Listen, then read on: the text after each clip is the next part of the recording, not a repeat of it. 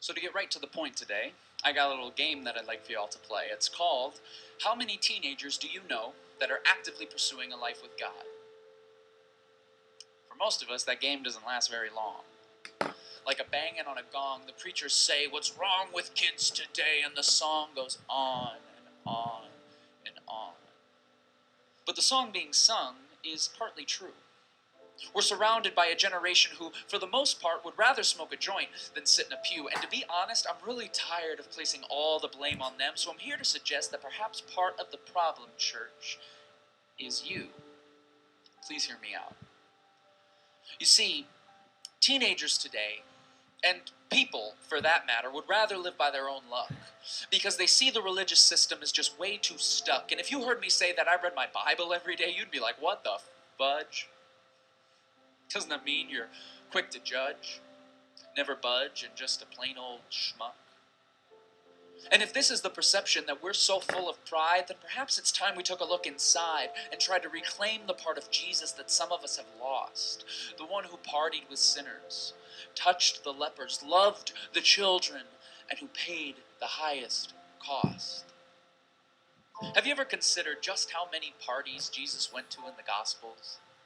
If someone wanted to throw a party today, church, I'm not sure that they would hire us. People don't want to gather around Jesus anymore. They gather around Lady Gaga and Miley Cyrus. And I'm not here to bash secular music either. I'm tired of that. And plus, I like some of those songs. I'm here to suggest, church, that we also might be in the wrong. Please hear me out. You see, it's clear in the lives of the next generation, the church rarely plays a part. And maybe that's because some of the messages in TV and film and radio are a little bit more from the heart. The church shouldn't be this billboard of propaganda, a list of shoulds and should nots. It should be a living, breathing art piece where people see us and they say, I want what they've got. When did the movement of Jesus lose its authenticity and require its members to climb to some spiritual peak? Because if only the strong survive, then how come his power is perfect when we're weak? Now please hear me. I know some churches do this right. And I'm not trying to start a fight. I'm here to suggest that we might just be as blind as those to whom we're trying to give sight. We as the church need to wisen up because the next generation is rising up and they're finding their prize in the things of this world because in their eyes we haven't given them a better option. Running away from the church like a toxin because some of us are locked into a system of judgment and dismay. Hate you if you're struggling, different, or gay. Why would anyone want to stay when they're just viewed as a project on which we can project a list of rules? And the more we try and protect the children in this way, the more we reject what God is trying to project through them. And that is his project of authentic love. Please hear me out. You've made it this far. I'm not trying to be harsh, and I'm not trying to be condemning to either side. I'm suggesting that instead of forcing people onto some religious journey, let's just invite them along for the ride.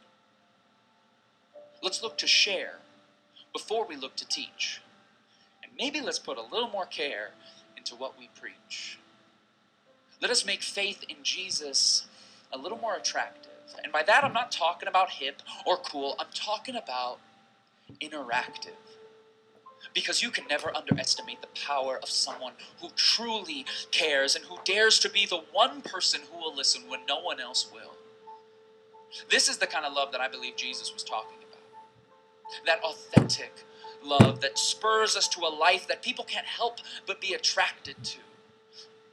Church, let us begin to live in that love.